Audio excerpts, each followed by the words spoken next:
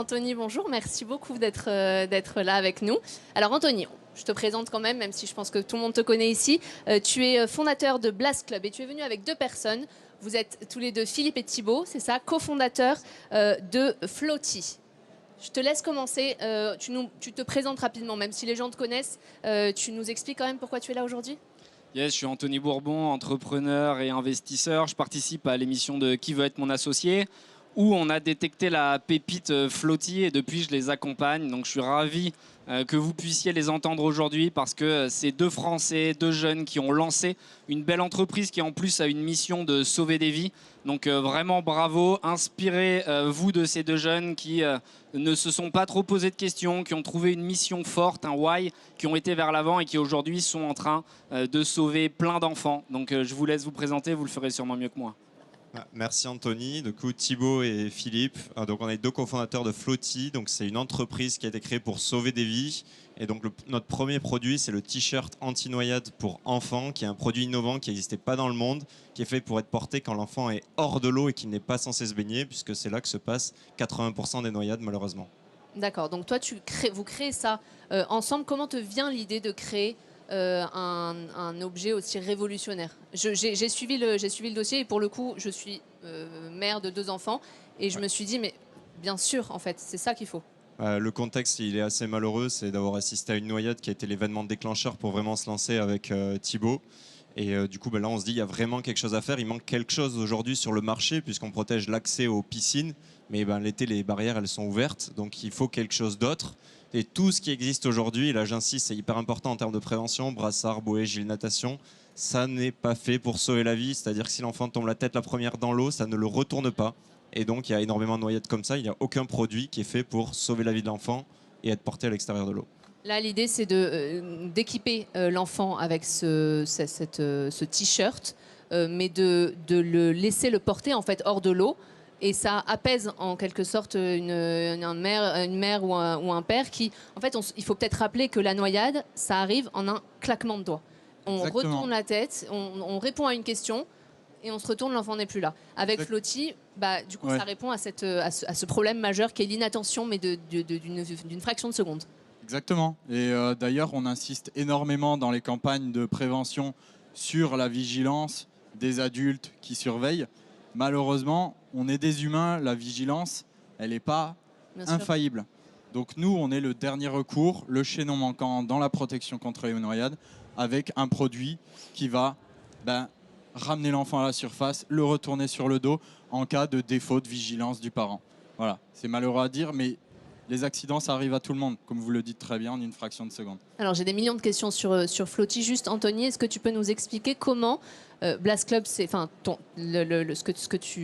as un fonds d'investissement aujourd'hui, donc tu mets des billes dans des sociétés auxquelles tu crois. Pourquoi est-ce que tu as cru en eux? Oui, Blast Club, c'est un club d'investissement où des particuliers peuvent investir à mes côtés, donc entre 1 000 € et 80 000 € par dossier. Et l'idée, c'était que tout le monde puisse participer à cette vague des startups parce que c'était un sujet qui faisait rêver. Mais au final, si on n'avait pas des gros tickets à investir, c'était impossible de rentrer dans les jeunes pousses de demain. Et donc maintenant, c'est le cas. Et donc, c'est vraiment un plaisir de voir que des membres, puisqu'on est 3 500, vont investir et évidemment supporter, soutenir des startups, même si pour le coup, Floaty, on les a détectés dans Qui veut être mon associé. Donc je suis ravi d'avoir pu investir dans ce projet. Toi, tu les suis de près, du coup. Tu leur apportes ton expertise, c'est ça? Mais j'essaie de les accompagner sur le branding, le marketing, mais aussi parfois sur des sujets un peu plus perso, parce que quand on est entrepreneur, on est seul, et c'est bien d'avoir une oreille pour échanger sur des sujets qu'on n'a pas forcément en tête au début. Donc c'est un plaisir de faire des workshops avec eux, et c'est aussi le but d'un investisseur, d'accompagner quelque part, quasiment de revivre les premières émotions de la boîte, où évidemment c'est là qu'il y a le plus de doutes, le plus de peur, mais aussi les plus belles victoires. Avant de revenir sur Floaty, très rapidement, Anthony, comment est-ce que pour investir, il faut croire dur comme fer en la boîte ou il faut se dire, ok, je décèle un truc, on va y aller ensemble et ça va le faire? Je pense qu'il faut avant tout parier sur de l'humain.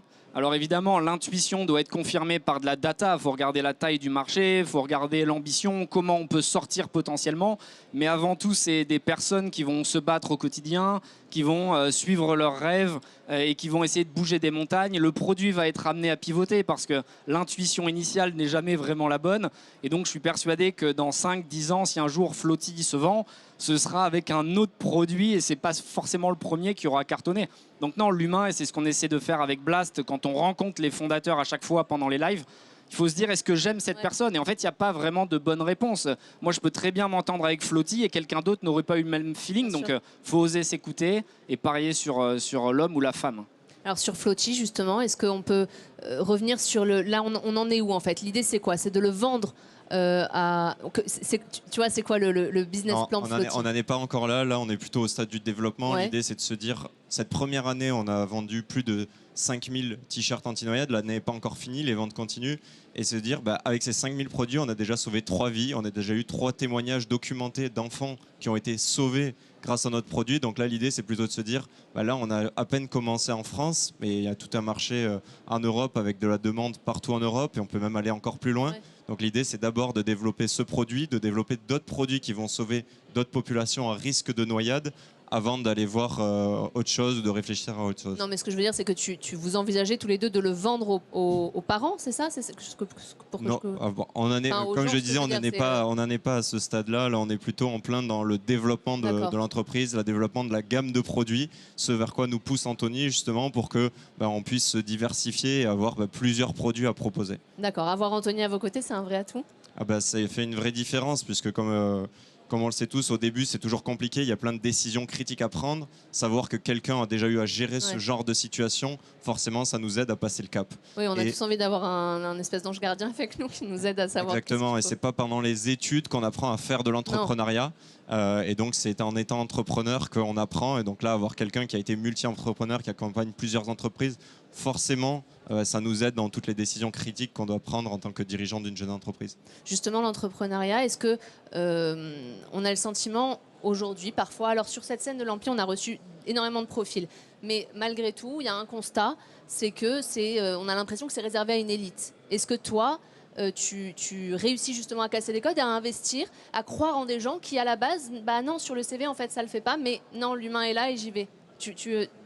Enfin, tu vois ce que je veux dire? Ouais, je te rejoins complètement. Malheureusement, les startups, ça a été destiné à une élite. Il y a eu beaucoup de reproduction sociale dans ce milieu. Et quand tu n'avais pas fait Polytechnique ou HEC, c'était extrêmement compliqué de lever auprès des fonds parisiens parce qu'eux-mêmes avaient fait les mêmes écoles. Et c'est assez normal. On ne peut pas les blâmer. Il y a un mimétisme social qui se fait. Ils vont avoir tendance à parier sur des gens qui leur ressemblent. Donc du coup, l'idée avec Blast, c'était justement d'ouvrir le champ des possibles et que tout le monde puisse investir, mais aussi que tout le monde puisse lever de l'argent. Et au final, moi, mes membres, ils sont comme les entrepreneurs du quotidien. C'est des gens qu'on croise dans le métro. Et donc, ils ont beaucoup plus de facilité à parier sur des gens qui n'ont pas fait des grandes écoles. Et c'est un vrai plaisir parce que c'est une mission personnelle que j'ai depuis longtemps. Moi, je n'ai pas fait de grande école. J'étais d'une famille vraiment basique. J'ai une histoire plutôt compliquée. Donc, je suis ravi que Blast soit un peu la conclusion de ce parcours parce que pendant longtemps, j'ai stigmatisé, j'ai pointé du doigt ce problème, mais je n'apportais pas vraiment de solution, si ce n'est la critique. Et là, avec Blast, on a un véritable impact parce qu'on investit 100 millions par an. Donc, ça fait de nous les plus gros investisseurs français en early stage. Et donc, je pense que les startups sont en train de réaliser qu'il y a un nouveau chemin, de nouvelles possibilités. Et d'ailleurs, si vous levez des fonds, envoyez-nous votre deck à deck@blast.club. C'est quoi? Quel est le conseil ou les conseils que tu leur as donné et que tu as envie de donner aux gens qui nous écoutent aujourd'hui, qui seraient tentés par l'aventure entrepreneuriale, mais qui se disent « Oh là là, j'ai l'impression de devoir gravir une montagne, je suis tout en bas, il faut que j'aille tout en haut, j'ai pas de baudrier, je suis sauvé, qu'est-ce que je fais ?» Moi, j'aimerais bien en partager puisque c'est nous qui les avons reçus. Et justement, l'idée, c'est soyez ambitieux, mais allez-y étape par étape, ne criez pas les étapes. Je me rappelle une discussion qu'on a eue peu après notre passage dans Qui va être mon associé, qui était jusqu'à quel niveau, par exemple, on doit s'endetter pour faire du stock, puisqu'on fait du stock avant de vendre. Il disait, ayez beaucoup d'ambition, mais commencez petit la première année. On ne sait pas ce qui va se passer. Il faut faire attention à l'argent. Donc, c'est à la fois être très ambitieux, mais mesurer dans chacun de ses pas pour ne pas se griller les ailes. Oui, c'est ça. En fait, il faut hiérarchiser les priorités, c'est ça? Oui, il faut penser local, commencer local pour ensuite pouvoir aller global. Donc c'était la grande mode pendant une époque dans les années 2019-2020 où tu pouvais lever 200 millions parce que tu faisais 3 millions de chiffre d'affaires. C'est plus le cas aujourd'hui. Maintenant, c'est terminé. C'est-à-dire qu'on va se concentrer sur les fondamentaux, on va regarder les bidas de la boîte ou en tout cas à quelle vitesse ça peut aller la chercher. Et donc, je préfère des entrepreneurs qui commencent local, qui montrent que le produit plaît pour ensuite grossir. Évidemment, le but, c'est pas de rester qu'en France. Donc oui, c'est plein de petits conseils du quotidien parce qu'on a déjà fait ces erreurs. Donc moi, vu que j'avais investi dans 50 boîtes et qu'avec Blast, on en a fait 30 de plus, c'est souvent les mêmes soucis qui reviennent. Et donc les entrepreneurs, moi je suis pas là pour leur imposer une décision, je suis là pour leur dire attention, ça on me l'a présenté 30 fois, les 30 fois les gens sont revenus. Donc on essaie de faire gagner du temps aux jeunes qui se lancent. Merci beaucoup Anthony. Vous incarnez parfaitement le thème de la fierté parce que ça se voit que vous êtes fiers de vos petits... de vos protégés. Et en tout cas, c'est un plaisir de vous recevoir. Et c'est un plaisir de pouvoir parler de projets aussi impactants que Flotti. Merci beaucoup, Philippe. Merci Thibaut. Merci Anthony. Merci à toi.